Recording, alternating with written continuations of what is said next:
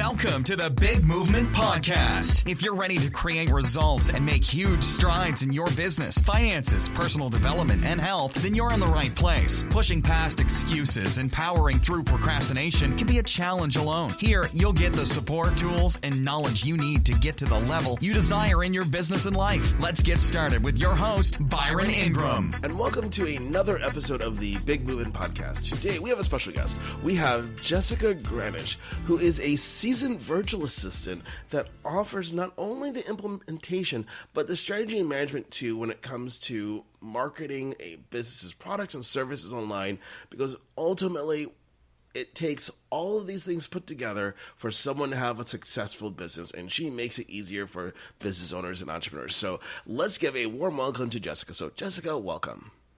Woohoo! Round of applause. The crowds are cheering and roaring in their own little ways, but hopefully not a little golf clap, okay, yes, you have to concentrate, so nothing like that. Yeah. I'm so happy to be here. Thank you for having me on today. Oh, you're welcome. Glad to have you here. So tell us a little bit about how did you get into this? Because it's not like, let's say there's the old-fashioned career days. You're looking at, people want to be doctors, attorneys, awesome virtual assistant. Well, I'm seasoned, so I've been doing this for about 13 years. And what had happened is I had kind of always come from an entrepreneurial family. My parents were big hippies, and they used to travel around in their Dodge pop-up top van. And my mom and dad, they sold macrame plant hangers out of the back of their van at all of the different places that we would go. And that was kind of my first... I was very young, but I always had seen that this is what freedom can look like, if that's what you see freedom being. And, as I got older, I worked in their other businesses because they always had their own business. And I went into corporate, and I ended up working with the Small Business Administration doing small business loans in the closing department. And I loved it because I actually had a lot of freedom, because I got to go and I got to meet with the small business owners that were looking at fulfilling their dream in some way. And unfortunately, our office in Colorado, our direct office, was closed down through this company. And in that, they gave us a really hefty, beautiful severance check. And at that time, I had my 2 kiddos. They were very young. And I had always been doing this virtual assisting. I just didn't know that that's what its name was. I had always been doing it just for friends and family, doing things for their businesses. Maybe it was uploading and doing some data entry into a spreadsheet or whatever it might be.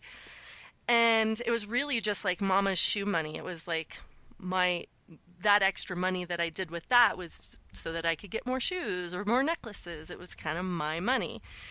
And when I got laid off from that company, I had this severance check, and I was like, okay, well, what do I do with it? And of course, my parents are like, why don't you just take this and do something with it within, what you've been doing? And I was like, well, maybe. And my parents were super supportive, but other people around me weren't. But I took the giant leap with the whole mindset of, if I don't try it, I will always have a what if. And if I fail, at least I tried. But if I succeed, hell yes. And here I am 13 years later. And that's kind of how I got into the whole thing. And it was not easy at first, because 13 years ago, the term virtual assistant or, working in a virtual capacity was not well received. It was really hard. I had to be very, very creative to get in front of people. But it just took 1 or 2 people that believed in or was in alignment with what I was doing and was like, yeah. And then the rest kind of just snowballed. Now that's excellent, especially because you got started at a time when things were a lot different. The idea of broadband being available, that didn't really exist. You look at platforms like Skype, that wasn't No. out yet. So many things that we take for granted today, you didn't have as a tool to get started with. So you had to do things I would say the old school way of really rolling up your sleeves and getting dirty to attract clients. Yeah, I mean, I've always of course, like my role has shifted and morphed over 13 years, where I was then and where I am now. It looks totally different. But the journey was amazing. But it's funny because a lot of people I talk to, I was doing social media in the days of MySpace.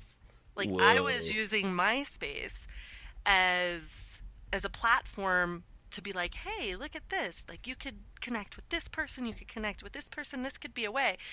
And utilizing Craigslist. I know people still use Craigslist, but it was kind of this new thing. Craigslist at that time was. Yeah, so I was not to date myself, but yeah, I was doing social media in the days of MySpace. I actually logged in to mine the other day. It looks totally different. MySpace does. Oh, so you're one of like the 5 people who still actually knows what their password is. Yeah, because I'm really good at like knowing that it would have been one of a few that I would have used back then. Right. And so I changed it. And then when I got into it, I changed it again so that I can use it. And I use a tool called LastPass. I don't know if anyone else Oh, does. yes. So now I can really log in at any time and see what's going on in MySpace land. And there's not a whole lot. No, But it still exists. right. That's probably still the same number of people that are in that old AOL chat room. Like, well, where is everybody? How come no one's coming in here anymore? Well, yeah, and it's funny. Someone recently had said, MySpace at that time, because you had to code your page.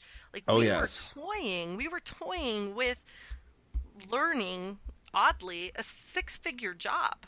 Now, little Right. did we know then, but we were just coding away on our pages, putting music, putting backgrounds, but we used code. Yeah, so I think that's kind of funny. Right. Those things you just took for granted, like, oh, well, this is just what you had to do, were really valuable skill sets in terms of what was being done, because there wasn't really a guidebook at that point. It was all pioneering of, hey, this sounds like a good idea. Okay, I'm going to go do it. There wasn't like, here's your 10 steps to building a social media following. It's kind of like, oh, just go do it and see what happens.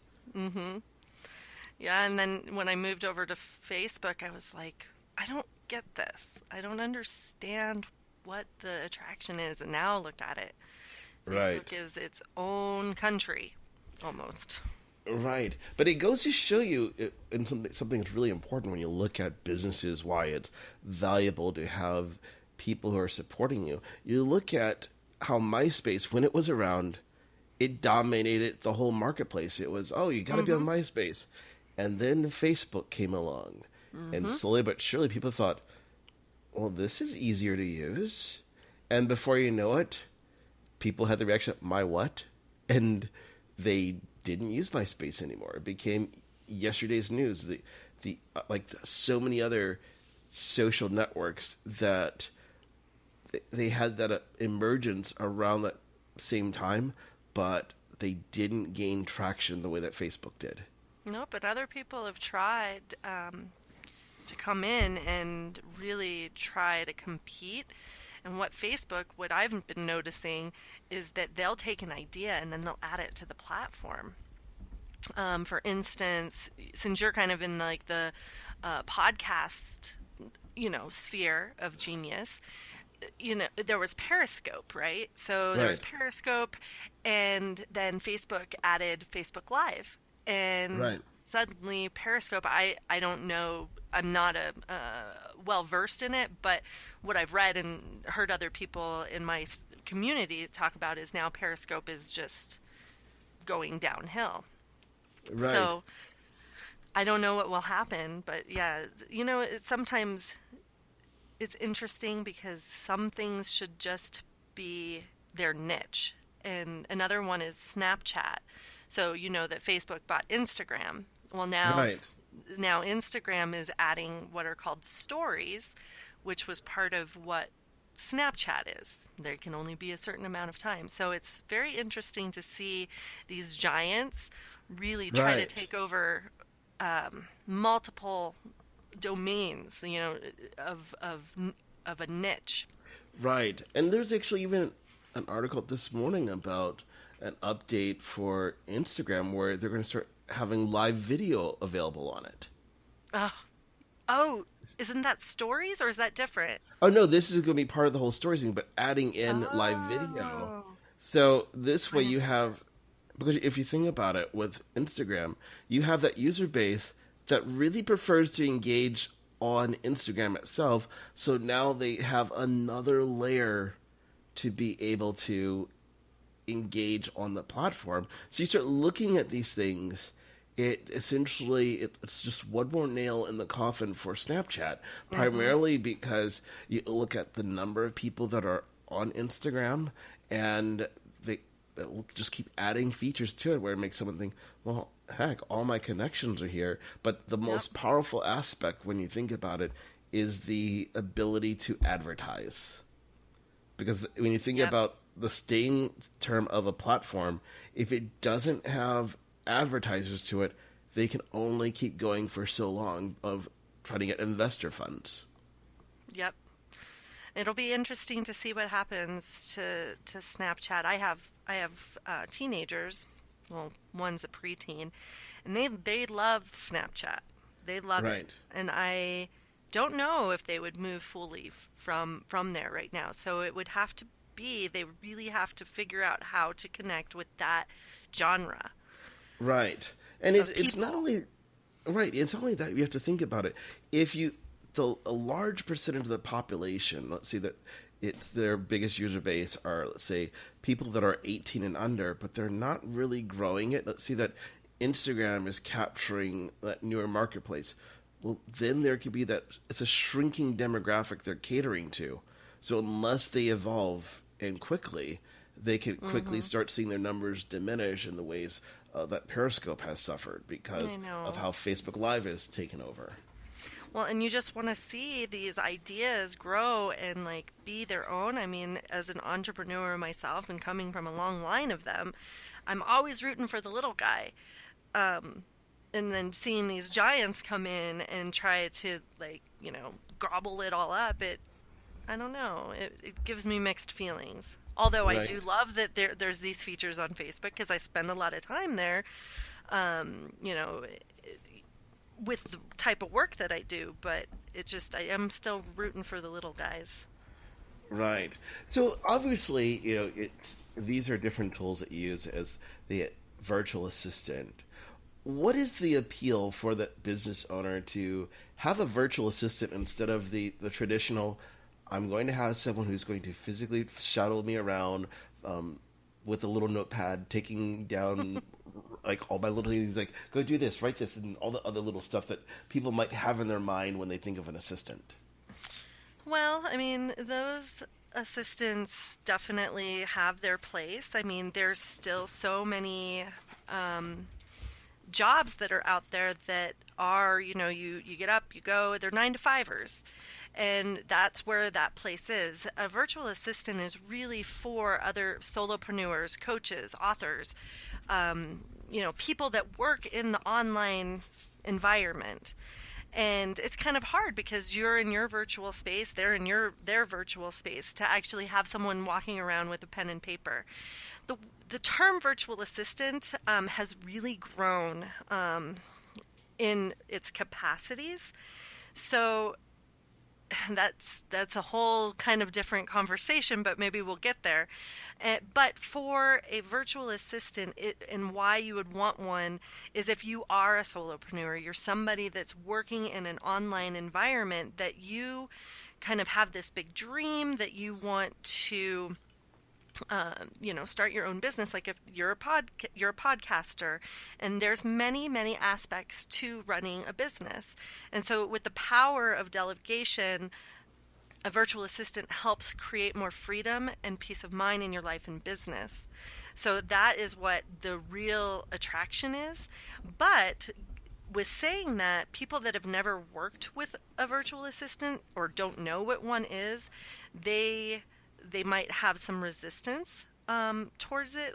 For instance, that a lot of people that when I first talk to some is they need to let go of the negative mindset, and we've all been there. It's like,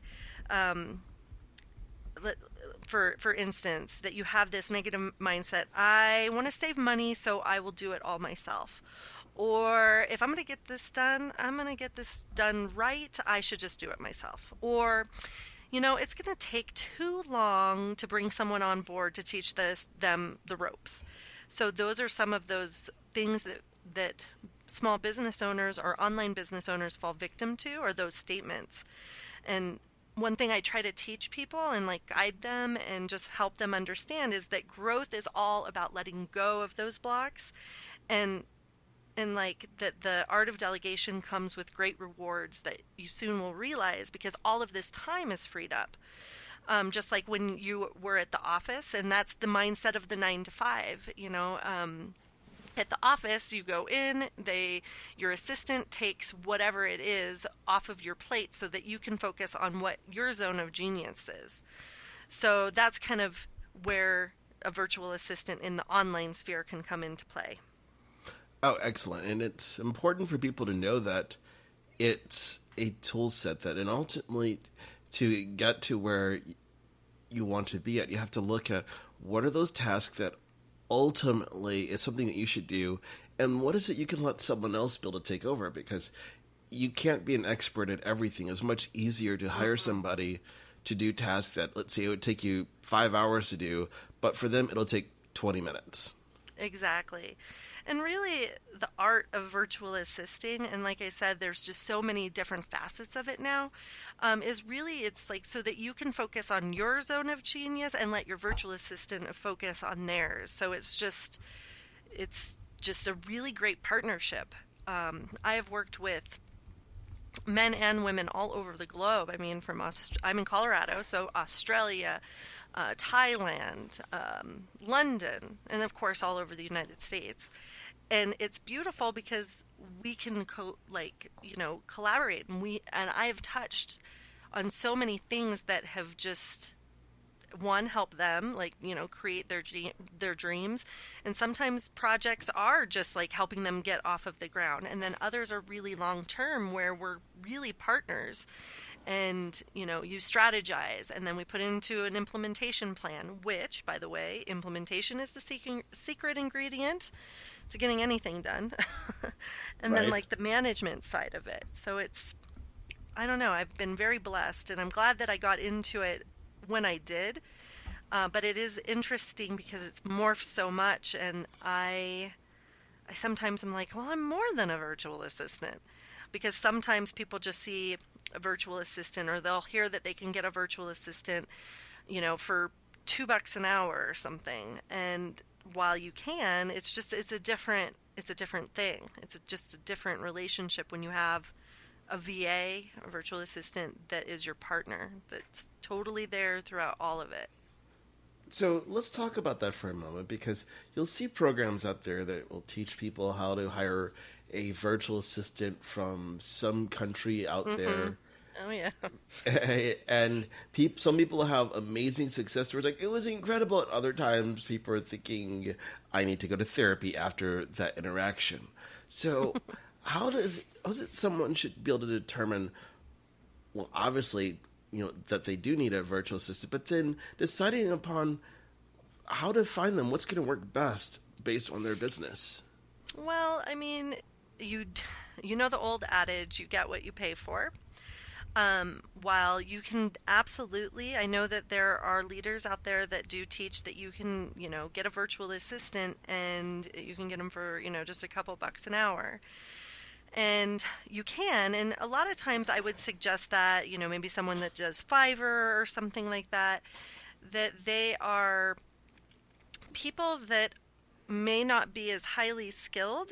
And I'm not saying that it's not needed, but something like, oh, I want to do some research, or I want to build this spreadsheet, I want to do data entry, some of those things that are a little bit more monotonous. And then we have, when we are hiring from across the ocean, we have some barriers there. They're not up to date on what our laws and our employment type of laws are.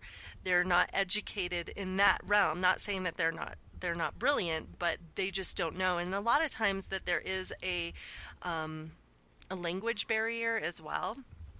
But I've really found, and I'm totally in support of anything that helps any economy grow. So it is beautiful that there's helping people grow. In a lot of my virtual assistant communities that I'm part of online, there are people from the Philippines in there, and we always have this very open conversation. It's like, how do you work for that? But for them, it's a good wage. Like, they're happy. But you really come into it is that a lot of times there's those barriers, there's the legalities, and what they really know. Like, if you wanted to hire a writing virtual assistant, you have that language barrier, and your writing is not going to come across as fluently if you're American or Canadian, an English-speaking country. Right. Furthermore, there is a lot of times when they are, they're, $5 an hour VAs, they need direction all the time. And with someone like myself that is extremely seasoned, I guess, a veteran, I come from that I can really partner with you, that I'm able to strategize because I've seen how things have worked. It's not always like this micromanaging of me or anyone that is a seasoned VA, and we can really strategize, put things together, and then implement it and then manage it. So there's a place for each of us. And there's always enough. There's always enough. Right, exactly. That it comes down to what people need, because if you think about it, some, let's say, more factory type of let's say jobs where it's very monotonous, that you just need someone to perform a particular task over and over. Well, then it might make sense to hire somebody from another country where you create a series of videos. I need you to do this one specific task consistently every single day. And then it makes sense. It does. It does, because for me, I would not be passionate about it. Like, right. I would just be wanting to gnaw my arm off. Right. I really flourish in the place where I'm more of like the partner in it. I'm very creative.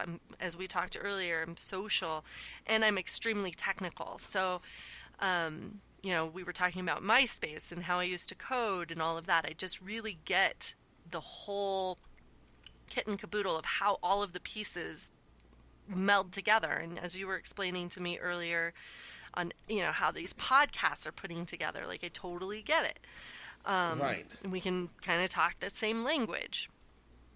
Right, exactly. You have to look at what is it that you truly need, that at one end of the spectrum, you need the technical expertise, but you don't necessarily need more of the intuitiveness, that the strategy component. You just need the execution.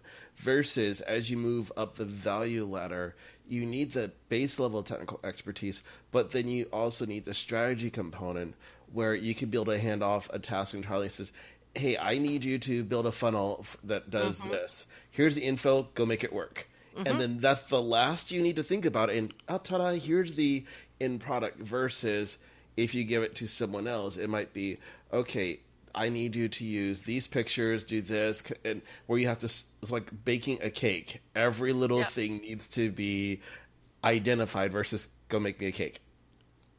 Right, exactly. So you really hit that on the head there.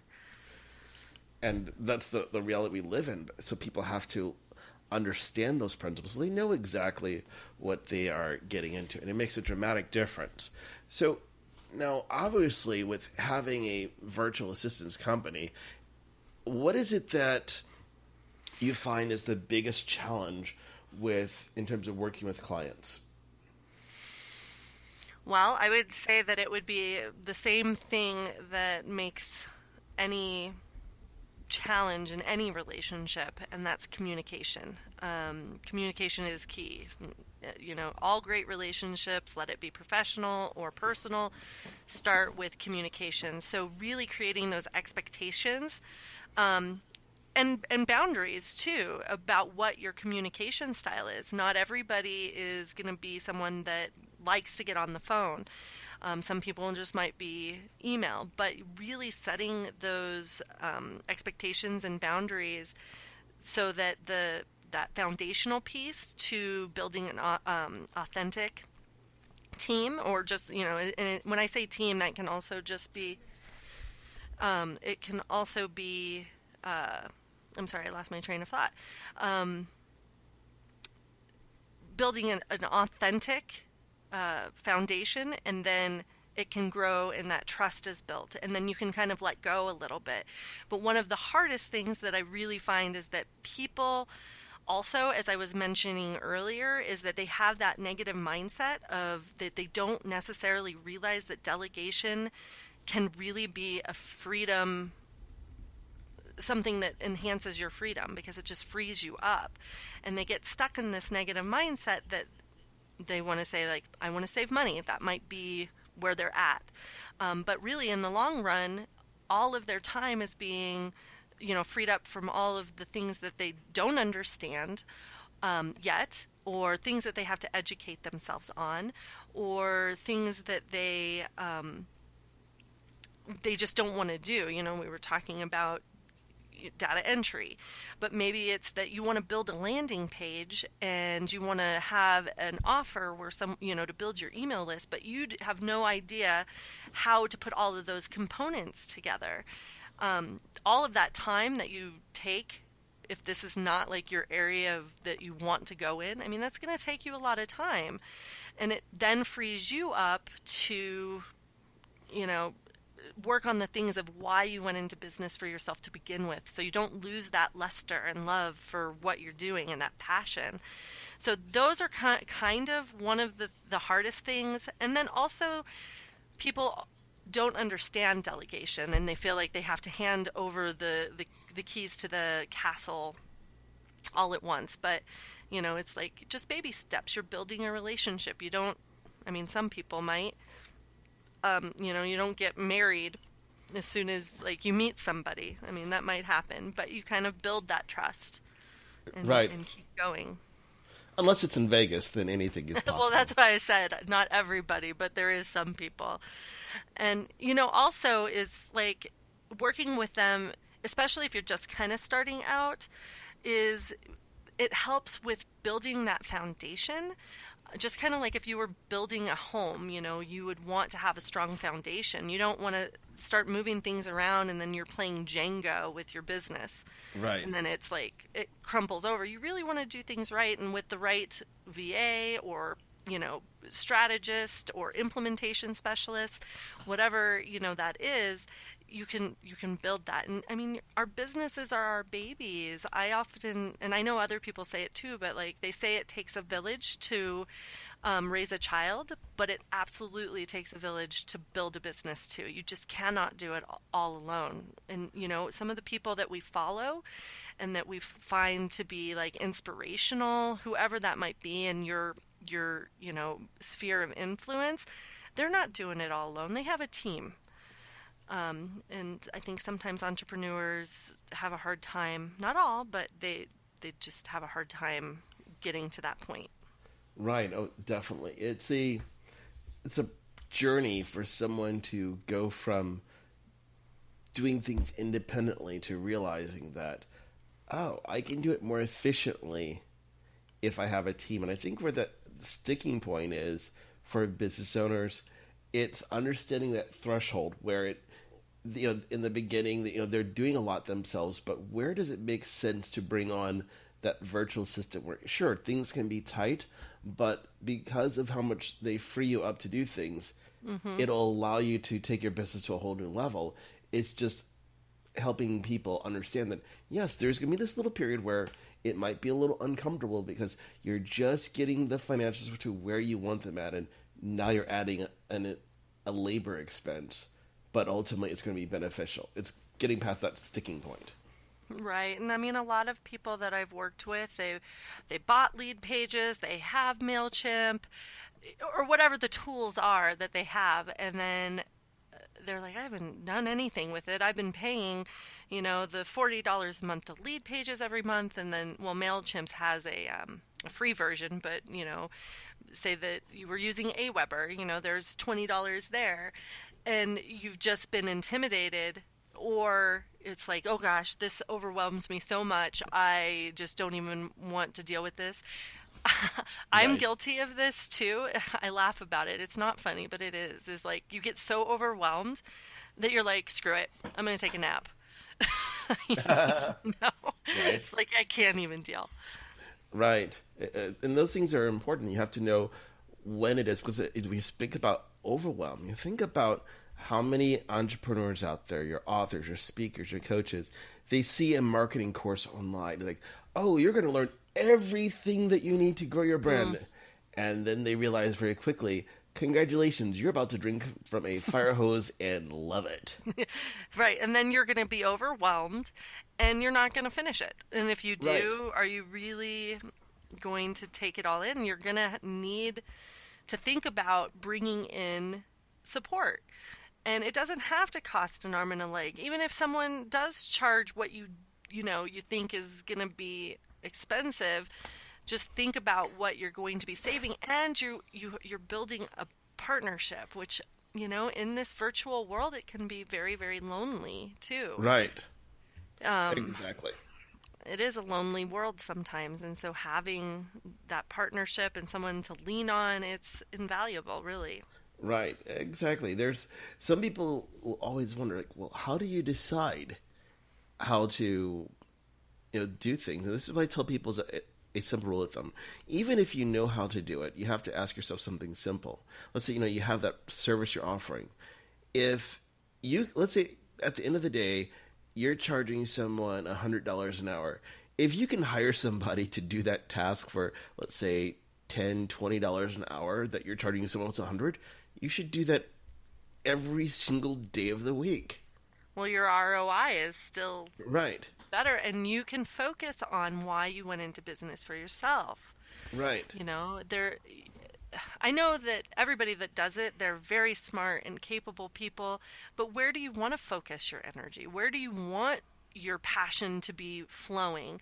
And for me, being in the position that I am, I'm a nurturer by nature. This has always been kind of the space that I've held, is the support person, but I'm still a leader.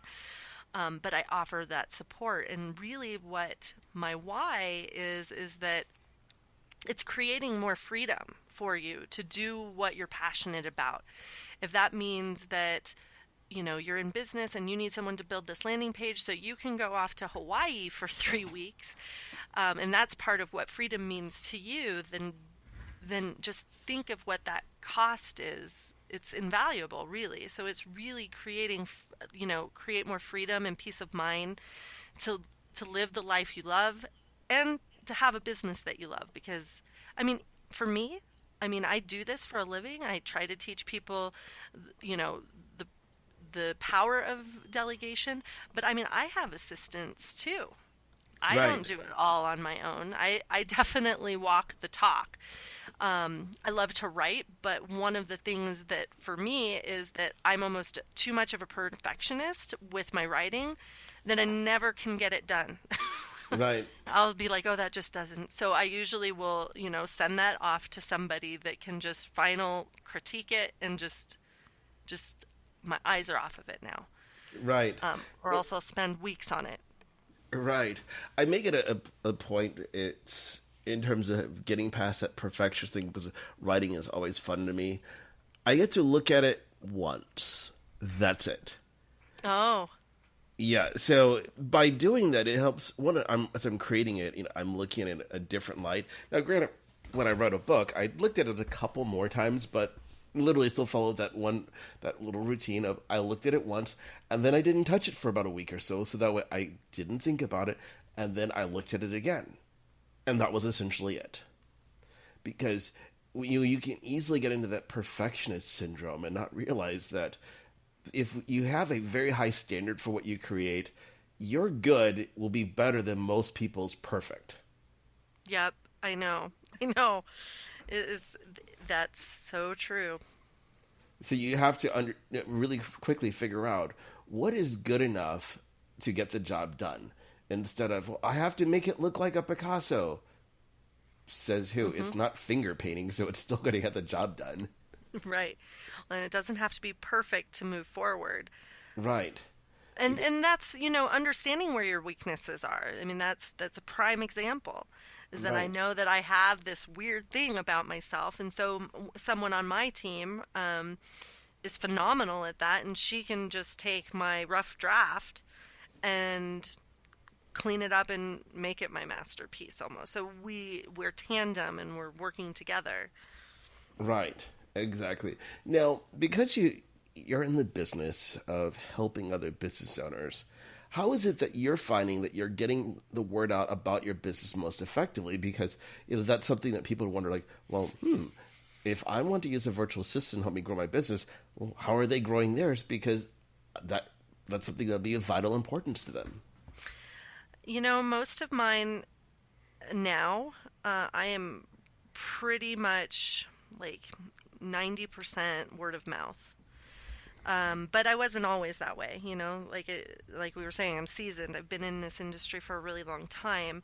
But there's been times where things have been really slow, things aren't coming around. And what I do is I go out to these Facebook groups or LinkedIn groups, and I join conversations and I provide value. And I will be like, if you want to jump on a call, let's chat. I provide a solution to a problem.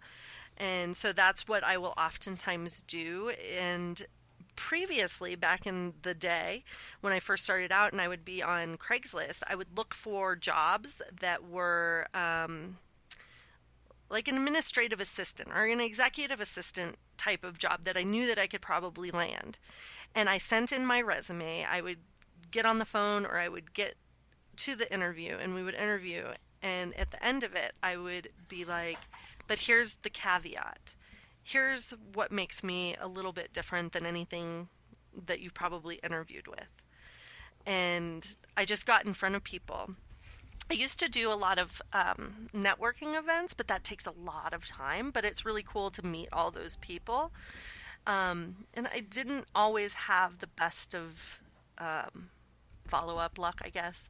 But again, it's just like it takes one person and then it just starts snowballing. And once you can really be comfortable in talking the talk about what you are passionate about and what you're in business doing, it just, I don't know, people listen. Right. And it all goes back down to understanding who your ideal audience is. Who's the ideal client that you want to be in front of? Because different strategies will get you in front of people. You look at networking groups. They can be great depending on what you're offering. But at the same time, some services, they'll look at you like, oh no, that's not going to work for me. And you have to decide quickly, where do you want to put your energy at? Yeah. My energy really is just, right now, I belong to a bunch of masterminds, and I am a thought leader. And so I come in as an expert, and I talk to them. They're just conversations. They're conscious conversations, and it's just really talking about a solution to a problem that they might be having. Let it be that they have no idea how to do social media. How do you schedule things? Or maybe it's down to like, how do I put this funnel together? Sales funnels can be intimidating sometimes, just with all of the different, directions and the roadmap to getting that buyer. So I don't know. It's just being part of the conversation always. I try not to be silent for very long. Even though I get a lot of referrals from clients and ex-clients, I still am just part of the community. I think that that's really important, especially virtually. You know, it's a lonely world sometimes, but it's also really cool to connect with so many people all over. And I think that we met in, was it Freedom Hackers or? I believe so, yes. Yeah, yeah. So, I mean, that's just one of those conversations, and you put it out there, and you've probably met some of the most amazing people by doing that. Oh, yes. It's a great thing when you put out a message just to have a conversation, because you'll get people that say yes, and then you have those that will always be on the sidelines watching and waiting for that right moment. Like, well, I don't have this done. Oh, this is not right. And the reality is the only time that is good is now, that you have to put things in motion. Right. That's very true. The time is now. I have a new client, and she wants to launch. And she wants to launch her new business and her new program. And it's constantly kind of going back and forth. Well, when's the best time? I'm like, there is no best time. You know, if you're worried about the holidays, then, you know, then get over the holidays and start, you know, a week or two after January. Right. But there's always something. Well, this isn't perfect. It doesn't need to be perfect to start, because you have to start somewhere. And if it was perfect the first time, I mean, I love, you know, Marie Forleo, you know, and if you look at some of her old, like, videos that she used to do, they're nothing like her wild and amazing videos that she has now, but she just started. Right. And you get comfortable, and then you keep going. Right. If you looked at her first videos, they were shot with the camera on her laptop. Yep. And it was like not really good lighting, and yeah, and now look at them. They're just Right.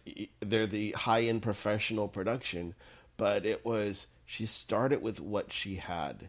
That if she was to wait for, well, I need to wait until I have money for the lighting. Oh, I need money for this mic equipment. And it would always be something else. And she would have still been at the starting line versus, okay, I got a laptop. All right, good enough. Yeah. Well, and then oh, go ahead. I was going to say, like, oh, it's a little dark in here. Okay, I'll turn on another light. Or I'll shoot in daytime versus at nighttime or whatever, just to get it going. I know. It's just amazing how we are our own biggest hurdle. Just start and just talk, you know? Just get the conversation going.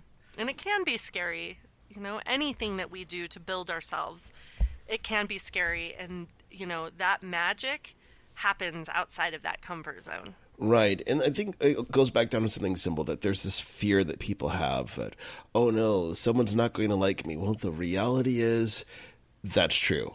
And the reality is as well, there will be people that like you, because no matter what, you're always going to have some people that will love everything you do, and there's going to be those that will criticize everything you do. It's part of the game. It is part of the game. And a little bit of shaking it up a little bit is good. Good for the character. Right, exactly. And it goes back down to something simple. If someone doesn't like what you're doing, or you're not getting any no's, you're not putting yourself out there enough. Yeah. Well, and you at least know that you're doing something right. Right. Not, you know, like you said, not everybody's going to like you. Not everybody is going to love you. But there are going to be people that are, and they're your people. They're your tribe. They're your community of awesomeness. Right, exactly. You're not trying to be everything to everybody. It's about being everything to someone. Yep. Ah, yes, I love that. And it's that mindset shift we all have to go through when it comes to growing a business. And it applies when you're thinking about building your team. You don't need everybody on your team. You need the right people, because they have to fit what's the culture that you're building. What's the environment. That if someone's very jovial, they love to tell jokes and be funny. Having someone who's serious all the time might have a hard time interacting with everybody. It's like, I don't know how to do jokes. Oh darn, sucks to be you suddenly. So you're killing my vibe. Right, exactly. So you have to have that right fit. And when you look at the virtual assistant world, it's a great way to do it. So you can, and the other thing is the scalability. So you can always scale your business as needed. Mm-hmm. Yep. I mean, I have clients that we just will do a certain amount of things that are kind of consistent. And then at the time of a launch, we scale up production or whatever. And then that's over. Then we scale back down. I mean, it's just wonderful. And I really am blessed that I kind of fell into this, even though, it was during a time where I thought my world was falling apart, and I lost my job, my relationship sucked, and I was couch hopping because me and my ex he left me and I lost the house. I mean, I think we all have those like crazy stories of how we rose to be great. Right. And I definitely had that in the very beginning. It was like everything was against me. The only thing that wasn't against me was my awesome kids, because they just had to come with mom. They had no choice. Right. And my parents, they really believed in me, and they just were like, keep going, Jess. Okay. Right. It's all about having that support system in place that keeps you moving forward. So important, even if it's just the online, like, you're not tight with your family or you don't have many friends, but you can always count on creating and joining some type of community that will support you. Right, exactly. So now, obviously, with all of this, what is the one thing that people need to know about the virtual assistant world that matters most to their business? That matters most is growth. I mean, really, it's like the next big thing. If you want to grow your business and you want to do it right, and that you're not having your fingers on everything, and that you can let go of that ego, I guess, that I can do everything, is once you can let that in, it really is about growth. And that's what we all want. And, another thing is with a virtual assistant is you're going to maybe talk to a bunch of them, but really I believe in this so much. It's one of the most important things for a successful long-term virtual assistant relationship is aligning with them on core values. I would never, for me personally, there are certain things that just wouldn't be in alignment with, and I would know that the relationship probably wouldn't last.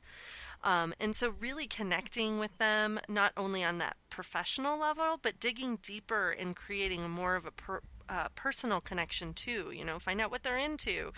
Do you both love to play guitar? Do you both love music? Do you like to ski, snowboard? Those things really connect you. And so I really think that having a virtual assistant that matches your core values, not just to go get one to say that you have one, but a virtual assistant that matches your core values, that is ready to help elevate you, is going to create boundless growth. Excellent. And that's what matters most, is having that connection, because it's no different than if you physically had someone in your office. You wouldn't want to know that there's that office relationship where there's a synergy versus it being a source of conflict. Like, oh gosh, here they are again. They do a great job, but right. You want to it really doesn't do any good for anyone. And those that have, I mean, there are those worker bees that will stay at a job that they absolutely don't love, just because it's a paycheck. But I think really in this solopreneur, entrepreneurial, coaches, authors, artists, all of those people, I think that they're just at a different vibration, I guess. And it just works so well. I love it. I love what I do. Excellent. And, you can tell it through your voice and how you talk passionately about your business. I do love it. Thank you. Oh, you're welcome. So how can people learn more about what you do in the virtual assistant world and ultimately reach out for help to be able to implement these online marketing strategies, and hopefully no one comes to you and says, I have this idea for MySpace. So how can they reach you? We're going to revitalize MySpace. The best thing would, be you can go to my website, which is Alpine, Alpine, SB is in small business, solutions.com. So again, www.alpinesbsolutions.com. If you were to take Alpine Small Business Solutions and put it into Facebook in the search field, you'd find me, or you could find me with Jessica Granish, Granish. Or if you just want to reach out and email me, it's jessica@alpinesbsolutions.com. And I have a couple, freebie things on my website that you can download that can help you exist, within the online virtual realm. I have one that's called 32 Free Business Tools to Grow Your Business While on a Budget. So that's always good because I know everybody's looking for things on a budget. Oh, excellent. That makes a huge, huge difference. Well, I want to thank you for coming onto the Big Movement podcast today and sharing your wealth and wisdom about the virtual assistant world and how people can leverage a VA to grow their business and take it to the next level. Yay! Well, I want to thank you for having me. This was a lot of fun. Oh, you're welcome.